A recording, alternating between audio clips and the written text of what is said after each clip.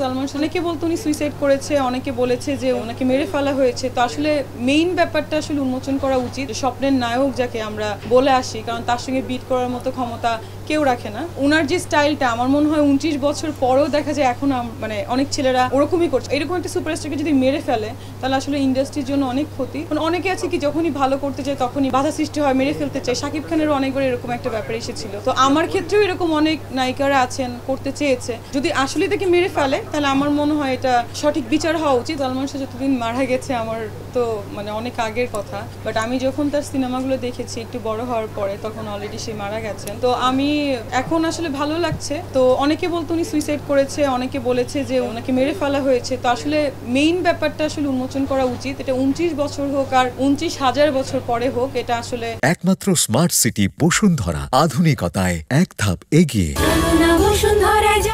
মানে কি বলে, অ্যাজ অ্যান আর্টিস্ট বা মানে আমাদের সিনিয়র স্বপ্নের নায়ক যাকে আমরা বলে আসি, কারণ তার সঙ্গে বিট করার মতো ক্ষমতা কেউ রাখে না। তো হওয়া উচিত আসলে যে সে সুইসাইড করেছে নাকি সে লাইক তাকে মেরে ফেলা হয়েছে। কারণ আপনারা তো দেখেছেন এটা শুধু বাংলাদেশে না, এটা মানে বলিউড বলেন হলিউডে বলেন, কোনো আর্টিস্ট দিব্যা ভারতীর কথাই আমি বলি, অনেকে আছে কি যখনই ভালো করতে যায় তখনই বাধা সৃষ্টি হয়, মেরে ফেলতে চায়। শাকিব খানেরও অনেকবার এরকম একটা ব্যাপার এসেছিল। তো আমার ক্ষেত্রেও এরকম অনেক নায়িকারা আছেন করতে চেয়েছে। তো ব্যাপারটা হচ্ছে এটা আসলে উন্মোচন করা উচিত, এবং যদি আসলে তাকে মেরে ফেলে তাহলে আমার মনে হয় এটা সঠিক বিচার হওয়া উচিত। নাহলে তো আসলে দেখা যাবে যে ফিউচারে যারা সুপারস্টার তাদের জন্য অনেক হুমকি স্বরূপ। না, আমি অনেক হ্যাপি। আমি আসলে ব্যাপারটা মানে রেগুলার দেখতাম, আগেও দেখতাম, হচ্ছে না। তার আম্মু কান্নাকাটি করছে, কারণ আপনারা জানেন যে একটা মা বাবার কাছে সন্তান কত ইম্পর্টেন্ট। সে তো খুব ভালো ফ্যামিলির একজন ছেলে ছিল, আর সে মানে ওনার যে স্টাইলটা আমার মনে হয় 29 বছর পরেও দেখা যায় এখন মানে অনেক ছেলেরা ওরকমই করছে। অনেক না, সব ছেলেরাই আমার মনে হয়। তো এরকম একটা সুপারস্টারকে যদি মেরে ফেলে